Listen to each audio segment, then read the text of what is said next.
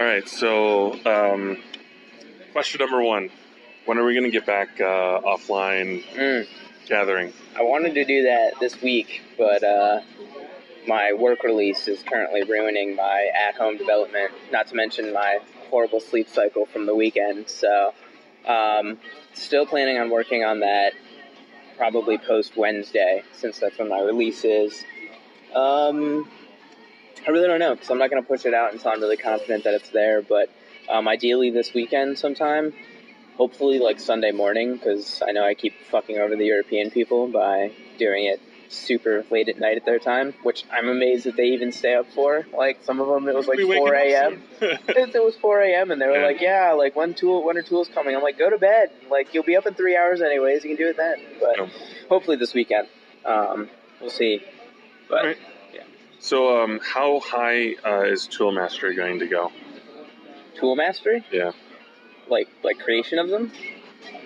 That's just like what the question said. It's 20 right now, and just like everything else. All right. When are crafting tools coming out? A while. Transitioning crafting into the new success system is not easy at all, actually. So I have to do some prioritization. It's entirely possible that it doesn't come until after guilds, because I kind of want to do that major feature. And it's almost a crafting rework, the way that the system should work. So I don't really know, but that's going to piss off a lot of the crafters. So we'll see. It might come down to another poll. It might come down to, I don't know, something else. I also feel bad for the combat people, because the combat rework is like direly needed. People keep asking for changes, and I'm just not going to touch combat until I'm gutting it, because there's no point in me making changes that I'm going to blow away in 5 or 6 weeks anyways.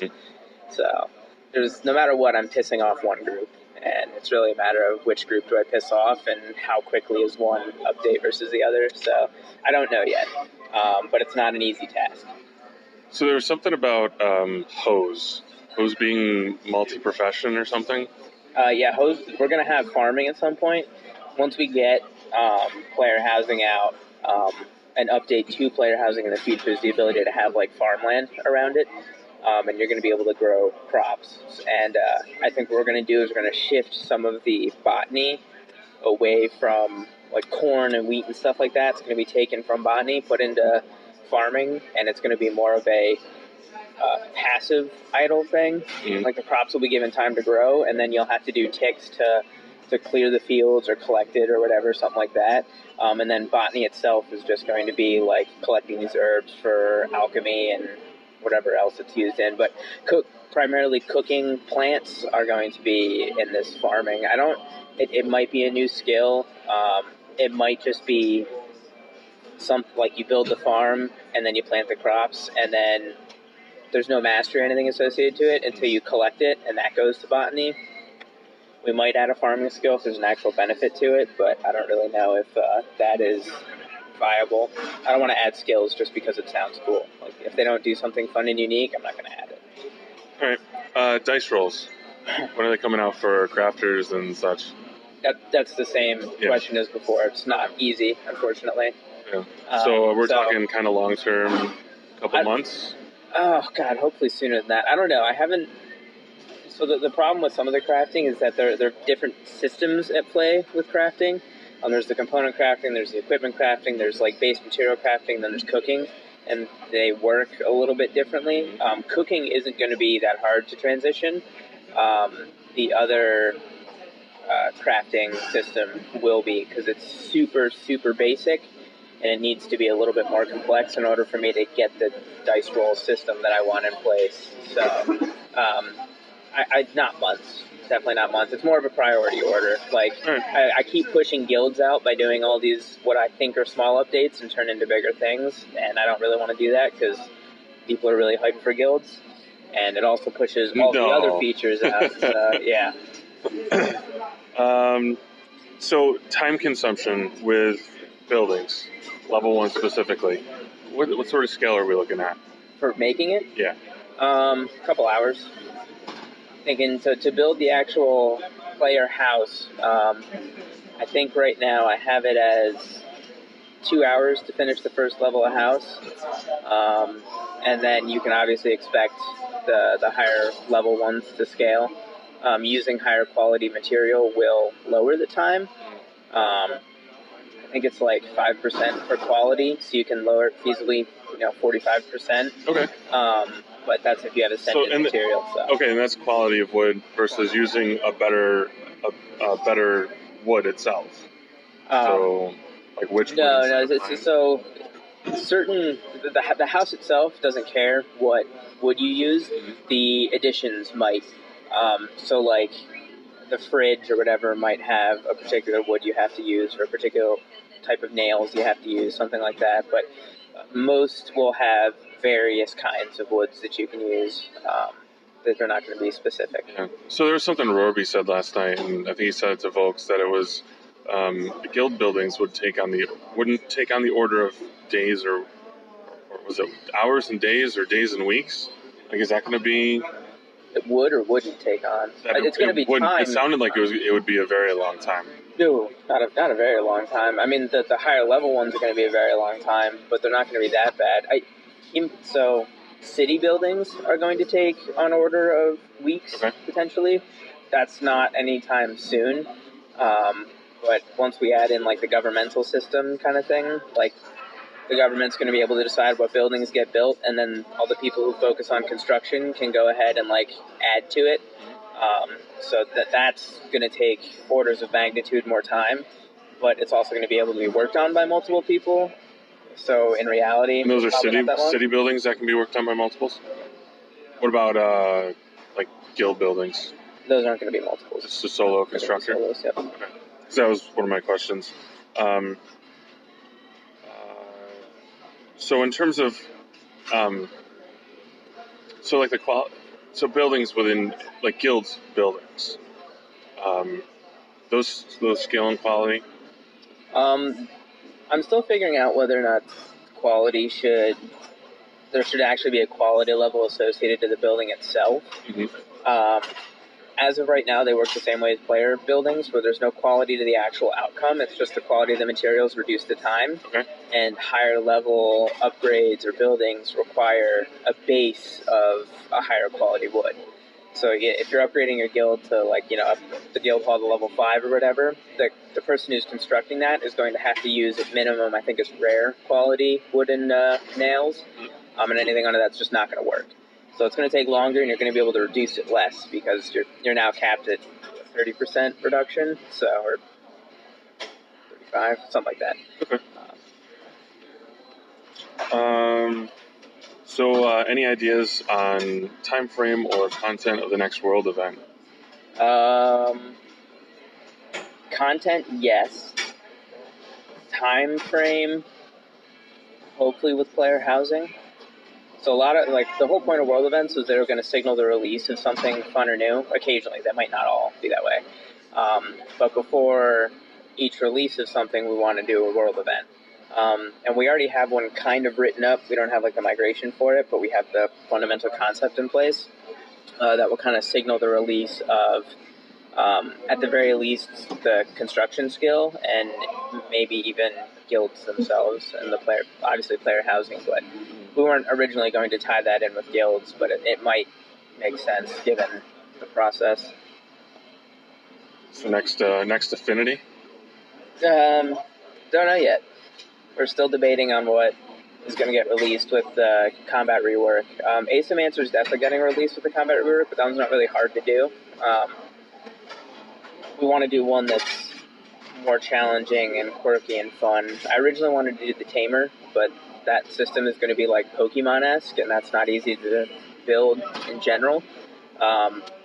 So it's going to be something that has to do with allies, and maybe like a summoning-esque, like a necromancer kind of deal.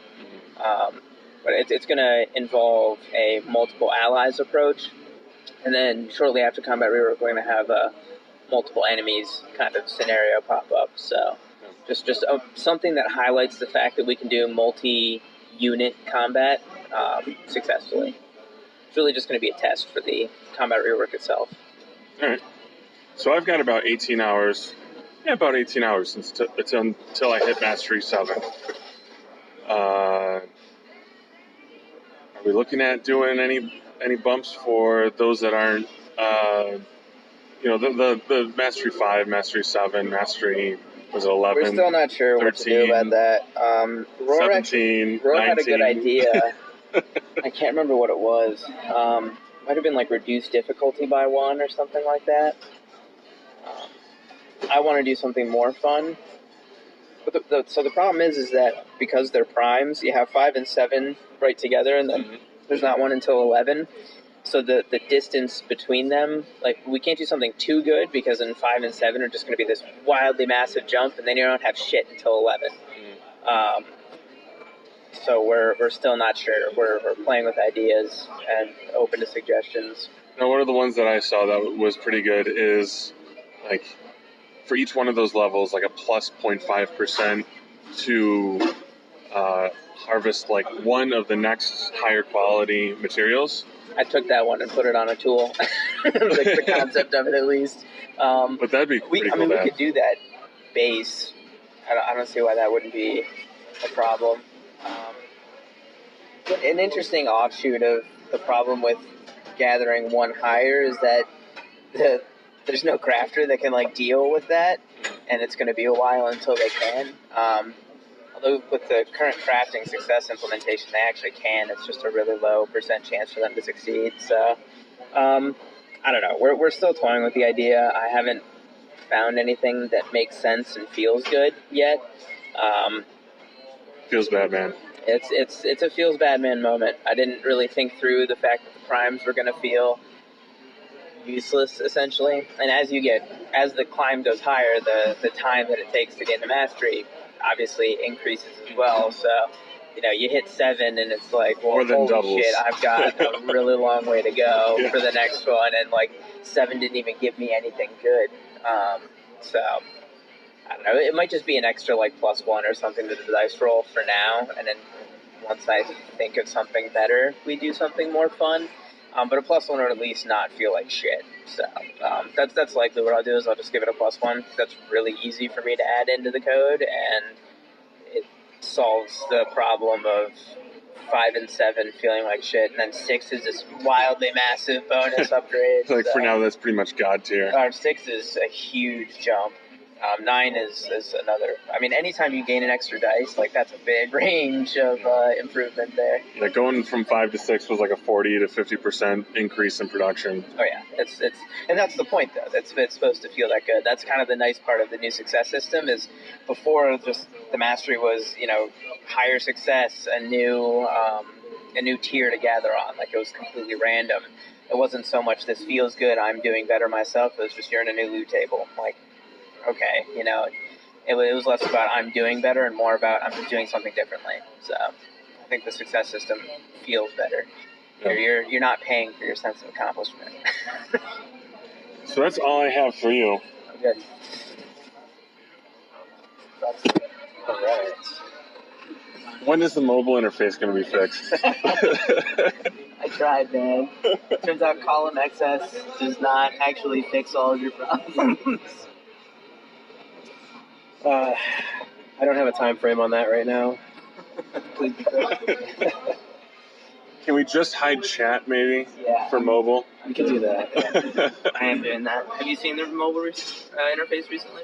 I think while I was pooping this morning, Chat is now like this slim bar down the side.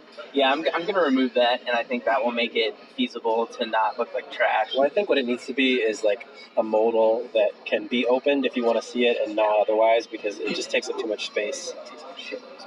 And honestly, what I'd like to do is kind of consolidate the top and bottom bars into, because on mobile it doesn't always show you the bottom bar doesn't work at all. I would love to take that and then condense it into a much more compact version and then kind of append it to that top bar for mobile so that you still get to see your health and your damage and everything, but it wouldn't be taking up too much space like the desktop version would, essentially. So that's kind of the outline of the plan. But at this point, I'm getting a lot more of my feet wet with just kind of how Ruby works, because I hadn't done that before this, so starting to make a little bit better progress and making fewer errors. So that's good. Errors are fun. Well, it's part of the way the UI was designed. Some of the pieces are really hidden inside of like actions and triggers, and it's like Lots of parcels everywhere. yes. So like actually determining what it is you're looking at on the screen isn't always apparent when I'm looking at just the straight HTML code that you would expect to be in, because it's not. He's built a lot of these custom components, like the wheels that show your health. Those are cool, but all of that is hidden in this like background function. And It's actually good design, Well, it's even though good it's design, really hard to find. but it's incredibly hard to modify it to do what I wanted now without rewriting it, which is what I think I'm going to end up doing, because I want two different interfaces, basically, for that, but with similar behavior, but not to look at all like what you have there for mobile. Because Just have a Brad's override.css, and everything's just, Well, exclamation important. the stats don't really, the stat displays themselves don't actually make sense anymore, because originally they were built around integers, so you're just kind of, they need once to you get to 100, it looked a little cramped, but now that you add that like dot zero at the end, you get to 100 in a stat, and like the dot zero is overlaid by the arcing like green thing, and I'm like, oh shit, like looked really cool initially, it's not gonna work at all. So we're gonna, that's gonna go away. We're probably just gonna do like a bar underneath of it, just like bar. Yeah, like just to keep it simple and almost underline the actual stat. Just to see the progress or lack there, or if you lost, if you have lost. Yeah, so it's just going to be easier to see it as opposed to... Yeah. And it'll be more mobile friendly too. too. So. On anything. Yeah, so we'll see about that. I want to get to the combat rework for guilds, just because there's a lot of fun in that, but guilds are way more desired currently, even though they're like the only thing they're actually going to change is that you're going to actually be collected under a name, and you're not going to have to trade things on the market for one. Like there's going to be very little difference beyond that. Player housing is going to be really the like big feature improvement there. The guilds are almost going to feel cosmetic in nature, so. But it opens up the doorway for a whole lot more. But the combat rework's gonna. It is. It's funny. It's a placebo effect. Like it's going to mean a lot to a lot of people, but it's a shallow feature in terms of what it adds to gameplay.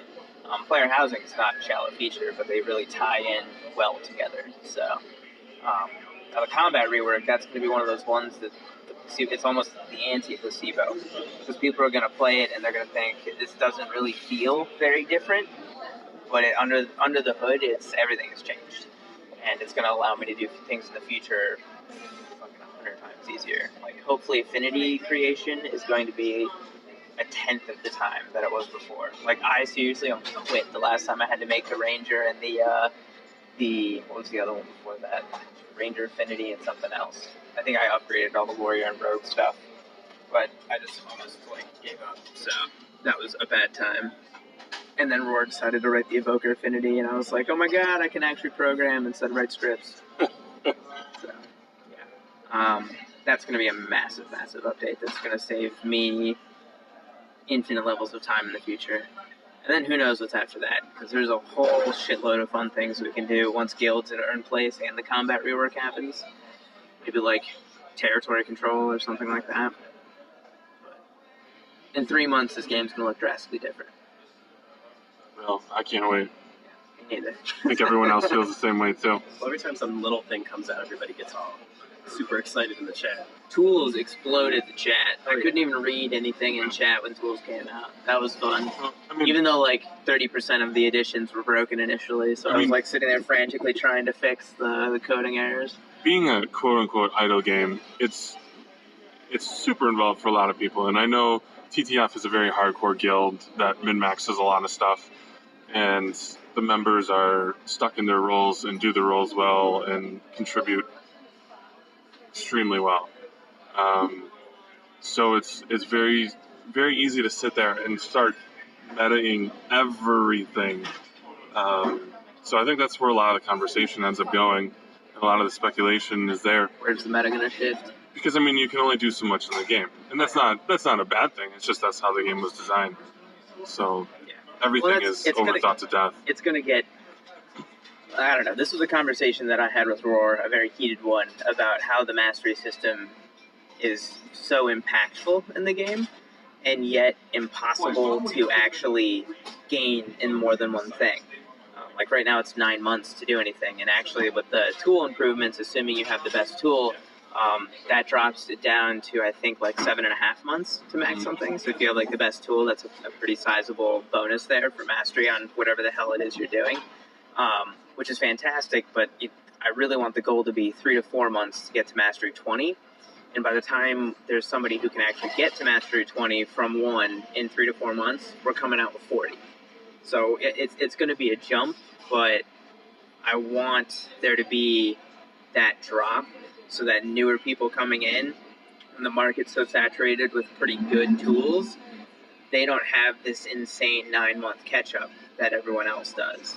It's going to help a lot of the new players coming in, but it's also still going to feel like solid progression for those that are hitting those milestones first. So we don't want beginners to feel like they're just fucked because everyone's 500 levels over them. I mean, they will be, but that's just... They're never going to catch up, but it's going to be one of those things where they're going to get to 500 in a quarter of the time that it took you guys to get to 500, but by that time you're already like 650, and that catch-up time, like eventually it'll even out so that they're probably progressing about the same rate that you guys are, and still, a ways back. I mean, some of it's going to depend on active bonuses too, right? So like when player housing comes out, you're going to be able to funnel items and Leal into certain building editions, click a button and gain a bonus based on that input for some skill, gathering something, crafting something, whatever. If they funnel everything they've got into that one thing, they might be able to catch up to a guy who feels comfortable at the top and starts to diversify a little bit. Like the ability to gain active benefits from things is going to really shift the leaderboards, because right now it's just some people are getting screwed with timers. Like one guy messaged me, his ping is 500 from California. So when compared with other people, he's gaining mastery and experience and stuff less frequently. And I'm actually going to add in a feature to mitigate that. I'm going to calculate the time that it takes for the request to come back, and then send it a little bit sooner, so that the requests are actually about every 5.1 seconds as opposed to his 5.5. Well, if you just make everything offline, that would...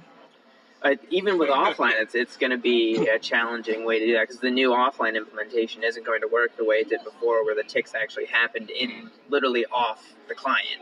Yeah, it's going to be the Delta. That obviously didn't work. So it's going to be the Delta system. And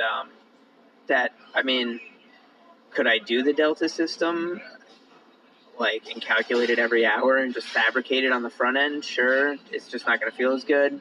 Somebody posted actually in the Discord about Firefox is changing. They're going to throttle the set timeout and set interval JavaScript methods in future versions of Quantum or whatever, which is really going to fuck every idle game up really badly. Yeah, don't get me started on Firefox, because they just dumped a whole bunch of legacy stuff that has broken a lot of sites. They're doing that basically across the board, and they're going to fuck up every idle with that change. And I'm sure packages will come out to subvert that, where, Firefox is, you can modify goddamn everything in Firefox. So. You could. Quantum's a little different. Quantum's different? Yeah, they've kind of locked a lot of that down. So in terms of add-ons, you're really limited to an API that they've exposed, which is a lot more the IE and Chrome style versus what they had before, where you literally could build anything you wanted, tell it was a Firefox plugin, and then access every bit of the kernel to it. It's just not how it works anymore, which is part of the reason they've actually gotten a lot of gains with the more recent version of that browser, which really sucks for the rest of us, because you could do really cool stuff like macros and stuff in Firefox in the browser before, but now you can't do any of that stuff. It's really locked down what they allow. Well, it seems totally counter. Solve that. Yeah, it seems totally counter to their original mission statement. Well, I think they want to go faster, and that's one of the problems. A lot of these add-ons were breaking let things. Edge be fast and sit in the obscurity of internet browsers, and let Firefox be open. That was the thing. Well, Firefox was dying, to be fair. Was it? At one point, 10 years ago or something, they were the #1 browser for a short period of time. Yeah, Chrome rules the world, really. Exactly. So if you want to take a piece out of Chrome, you need to do something better than Chrome, and speed is one way they think they can do it. So Chrome and memory and management. Chrome ridiculous. I gotta memory. say though, Firefox does have this multi-process thing, and that does not make memory management better. It just means that all of your threads are 200 megabytes now. Oh, wonderful. That's basically Chrome in a nutshell, too. Yeah, pretty much. But yeah, there's a lot of problems to solve, and with 500 people playing the game actively, more crop up every fucking minute. So, we'll see how things progress. But so far, the focus is offline gathering this week. Definitely growing pains. Some offline gathering work this week, and ideally release this weekend. But I'm really not pushing that out until I'm comfortable with the mechanics behind it. Fundamentally, it should be easy, right? The question I have is keeping track of what people are doing, and then the minute that I detect them going offline, like kicking off a flag, saving what they were actually doing, and then when they come back online, kick off this background job. The caveat being that when they come back online, it's not going to be easy for me to just restart what they were doing. Whereas beforehand, where everything was on the server, well, the server's still doing it, so it's fine. For me to do that on the front end, I'd have to like craft these server-side JavaScript functions, or like the calls to the client-side JavaScript functions from the server, and when you log back in, it sends that function and calls it on the client and says, oh, okay, you're doing this again. So version 1.0, probably not going to do that. My guess is version 1.0, what is going to happen is you exit the browser doing something, browser saves that, you log back into the browser, and after X amount of like time, because it's got to run in the background and actually process those actions. After a couple of seconds, a little modal will pop up and say like, here's what you did offline, and it'll shit out whatever you actually accomplished. But it's not going to start your thing back for you. Eventually, hopefully, going to get that in. But that's a lot of annoying work for something that like they can just go and do easily. So it's really kind of a time trade-off. It's We're going to discuss that a bit in the next dev discussion next week. So yeah, it's even if it was something like a 6-second tick or something, just to kind of let people abuse the system. It's going to be 6 seconds. Okay. Because we don't want to abuse the system, and I'm going to get this in before I actually get the regulation of the pings. Because right now, where you are in relation to the server strongly dictates like your experience rate over a given week. A day doesn't matter much. A week, like all of a sudden you're looking at like 1,000 to 1,500 difference just off of like 80 milliseconds, which is fucking nothing. Yeah, and so much variance. So that adding the ability to calculate the time it takes for the actual request to get sent back, and then like normalizing that across your tick counters is going to be huge. That's going to be gigantic for in terms of just leveling out how people gain experience. But until that happens, I don't want offline experience to be abused. So it's going to be 6 seconds. Once I get that fix in, probably drop down to 5.5. Just so it's still not better than, but it's only slightly worse. Yeah, because we've got a bunch of college students who went back with the thought that yes, I'm gathering offline, I won't be screwed. But then they have their laptop off most of the time and open it up in class, and that's they get a couple hundred Feels here, bad, man. So those people have their production cut from 45,000 of something down to 10K in a day. Everybody's playing for the leaderboard right now, and that's great. And so many people play that way, it doesn't matter. Like that's really not the purpose of the play. The big purpose is as more features get added, you're using those materials you gained over however much time to feed into this new thing. Like when construction comes out, that's going to be a whole new set of masteries, a significant amount of them, for people to level up in. Whole new skill for people to focus in. Then all of a sudden these people that are like, I'm going to do wood gathering, I'm going to do this, I'm going to do that, are presented this new option, and it's going to be interesting to see how many of these, like, I am only doing maple or spruce or whatever, and their mastery 7, or actually by that time, like 8 or 9, they're going to be like, oh, no, time to switch to construction. Like, all that time that they spent on that, they're dropping down, which opens the opportunity up in the leaderboards for those top-tier people to drop down and more to kind of gain ed, so... and stuff like that's going to get added all the time. Yeah. That's going to be a never-ending addition process where new people are going to have these opportunities just because they're brand new systems. And those people that are set in their ways at number 1 probably don't want to lose their number 1 spot, so they're just going to keep doing it. Yeah, and then you got people like me with a 5.21 second tick time and some of our other gatherers that are like 5.86 tick time. Yep. Yeah, so that 5.21 really helps me It out. makes a difference. Yeah, it's like, huge. it's one of those things that I didn't think about at all because my test grouping never caught it. All of them were pretty either local or right across the ocean, which is surprisingly faster than California. Yeah, that's a 10 or 15% increase. It's a big difference. So yeah. All right. Well, wrap up here. Say goodbye to y'all. Sign off. Thank you very much. No problems. Brad, Dan, Peace. or Hudy. Nobody knows your first name.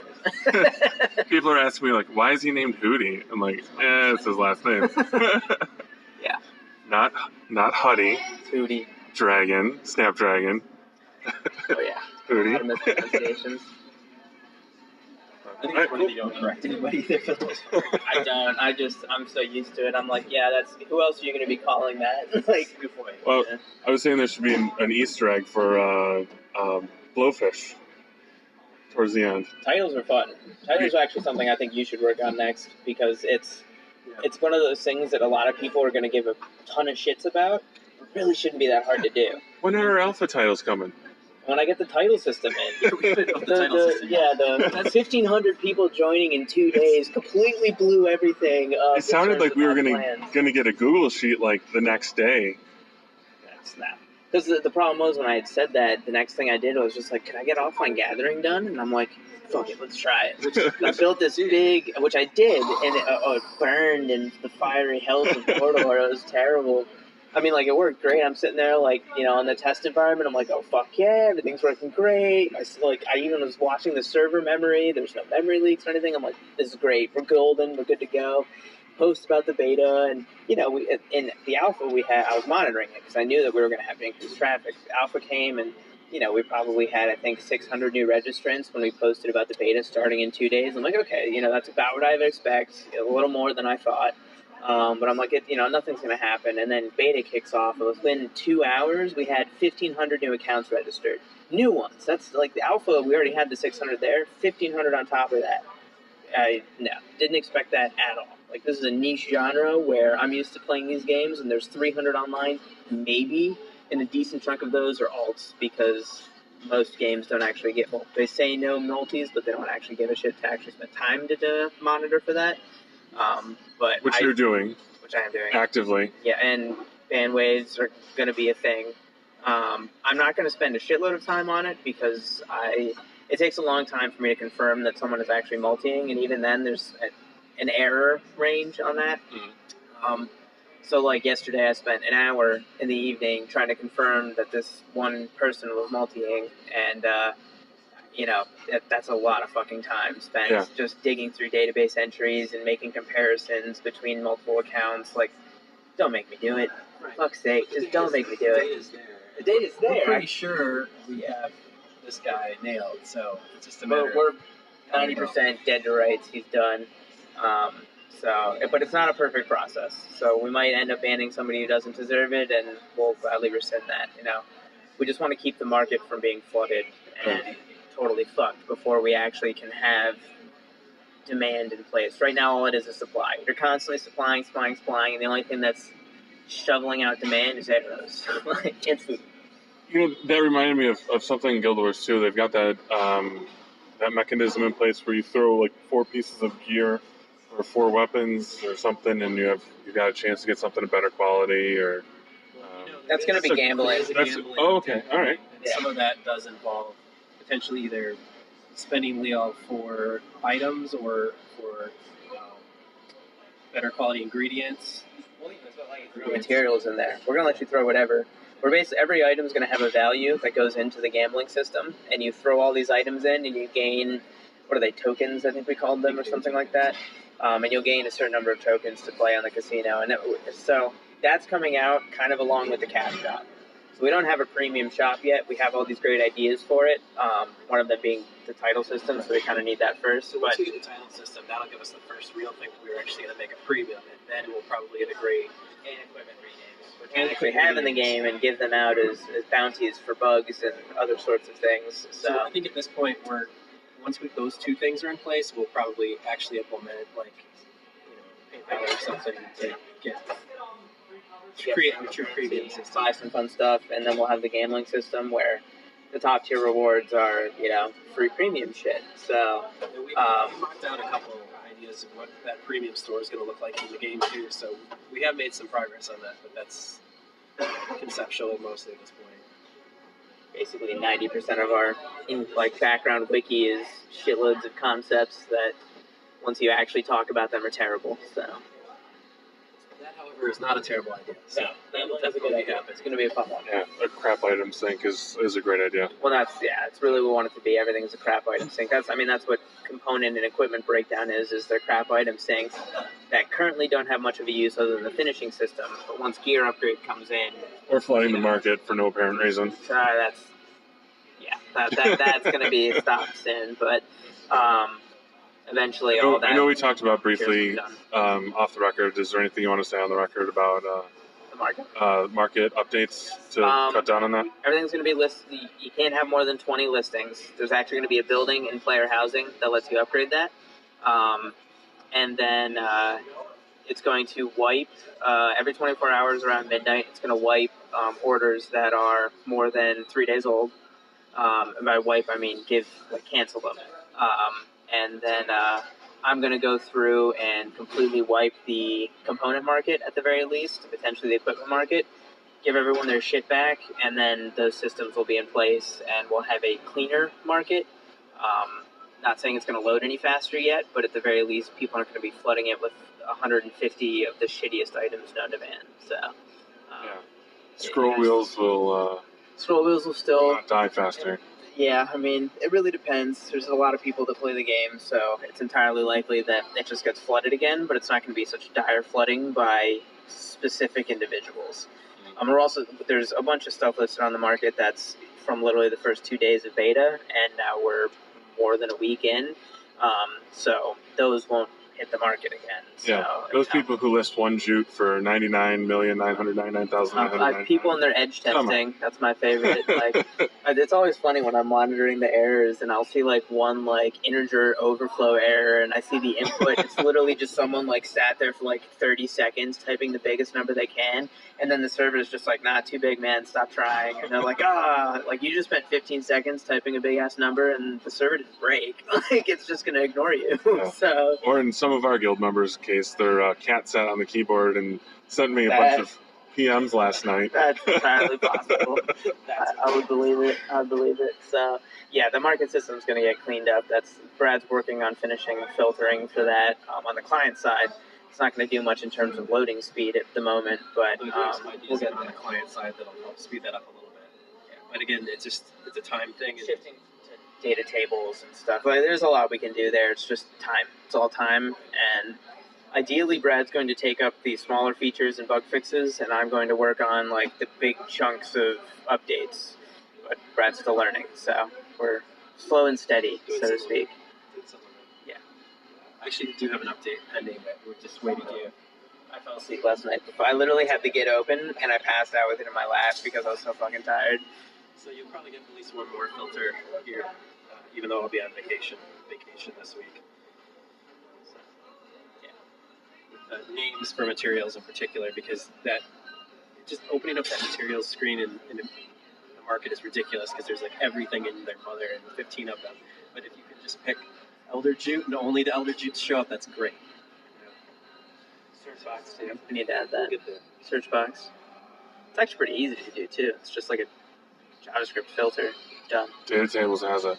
I would say, maybe really the answer to all these problems is just switching it to data tables because it's already a table, and I'm pretty sure it's just adding a class and calling a JavaScript function.